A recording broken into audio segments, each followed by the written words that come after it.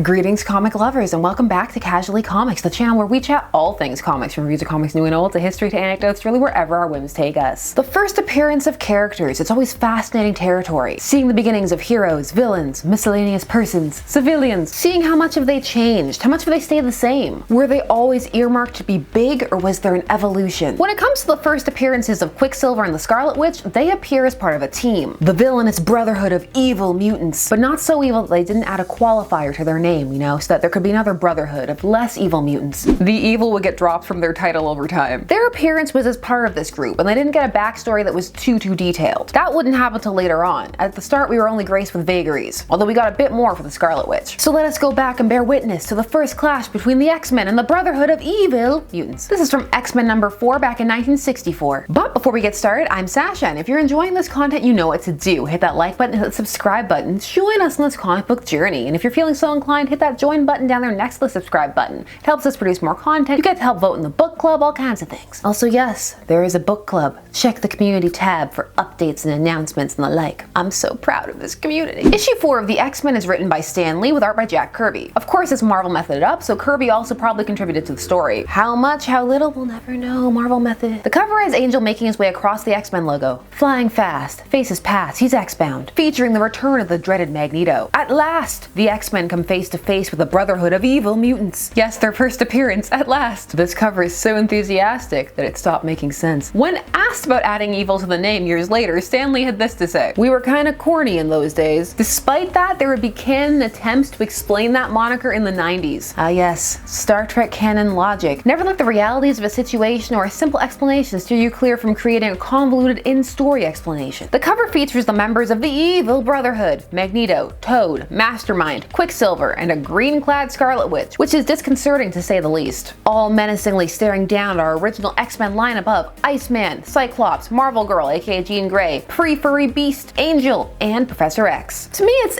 but this is a famous cover and issue, of course, for introducing such a long-standing and integral part of the X-Men mythos. And of course, these would be classic iconic looks for some of these characters. Except for that green. Why is it green? Inside we open on the X-Men being tested, running a gauntlet individually, as Professor X tries to help each hone a specific aspect of their powers. For Jean, this involves opening a box containing a cake, a birthday cake, the cake that Cyclops cuts from that video of madness I posted the other day. Cyclops misusing his powers for 4 issues straight. It sounds like, oh, only lifting a box lid, but so that she can learn to master the dexterity of her powers, because she has been using them up to that point in big broad strokes without much fine detail. All of this is meant to set up that this team gets along. Even the joshing between Beast and Iceman and Angel is supposed to be all in good fun. It's supposed to be sibling-esque, youthful, joyful squabbling. Mileage varies, but they definitely get along better than the Brotherhood of Evil Mutants. We see Quicksilver and Scarlet Witch in the first panel introducing the members of this team, minus Magneto. Magneto's got other things to do. He was already introduced in issue 1. Minus the costume being green on Quicksilver, these are their iconic costumes for quite some time. So for those who got excited about those Halloween costumes in the, at the time of this recording, recent WandaVision episodes, they were feeling that joy of seeing classic costumes making their appearance on screen, and all of their fabulous impracticality. We are instantly introduced to Quicksilver's almost sole character trait. That is in these early issues, and it's, "I have a sister.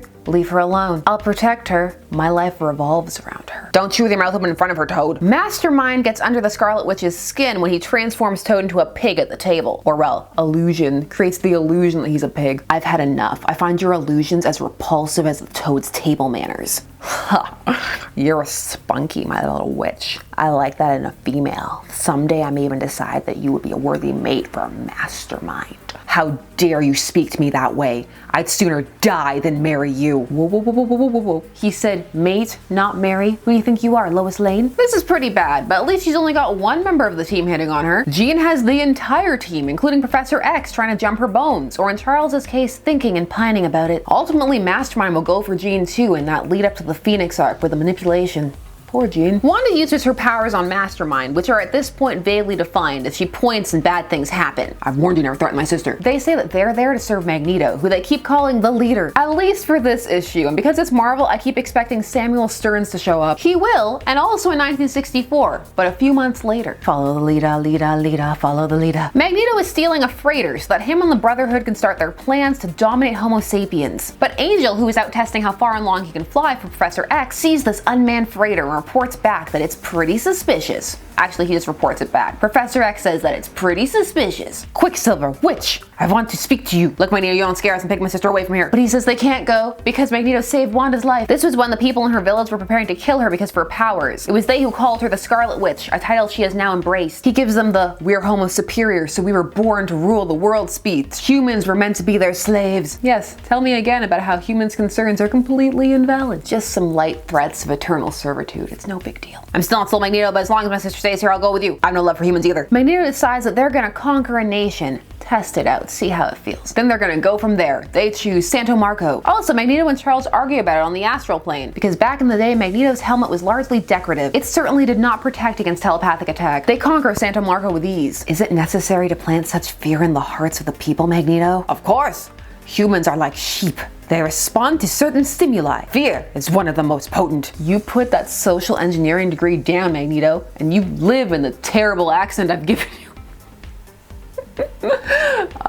Ich spreche armes Deutsch. Why does Professor X make Angel wear the binding on his wings while they're all relaxing in the mansion? That seems cruel, but it also seems easier for the artist. Tor, no, it's cruel. Please let him take the bindings off inside. The X-Men decide that they need to go free this nation because I guess nobody else is gonna do anything about this. So we get our first clash of the two teams going up against each other. Beast versus Toad, Angel versus the converted military. Also, he has some very on-the-nose dialogue, but most of the dialogue in this issue is like that. I can outmaneuver the clumsy shooting, but the noise is getting on my sensitive nerves. So I'll just put a stop to it, like this. Look out, he dropped that high-tension wire towards our metal guns and Quicksilver's bout with Angel shows that he is fast and drawn as being a streak, well, a human with streaks going through him, of lines to signify that he is going so fast, but he's not fast enough to run ahead of Angel or not to knock himself out against a wall. What would his sister say? Hark, she appears, so that Angel can perv on her in his mind. Wow, what a dish. If she's an evil mutant, I want an application blank. Magneto ducks one of Cyclops' eye beams. How slow are they? The battle ultimately turns against the evil mutants after several pages. They set two bombs before they flee. One is a booby trap for the X-Men and the other a nuclear bomb. Quicksilver isn't down for all these innocent people being nuked. It's his first thought that doesn't have to do with his sister. But Magneto says they are only Homo sapiens and would kill them if they got the chance. So quit trying to have a character outside of thinking about your sister. Professor X throws himself from his wheelchair when he senses the booby trap to protect his team. It was one of those big noise, bright lights, Comics Code approved injury bombs. Cause he is stunned, not even knocked out. No injuries at all. The X-Men find the second bomb, but as they enter, Quicksilver is defusing it. But he says despite that, his place is still with the evil mutants. And it looks like that first bomb did some damage after all. Professor X's powers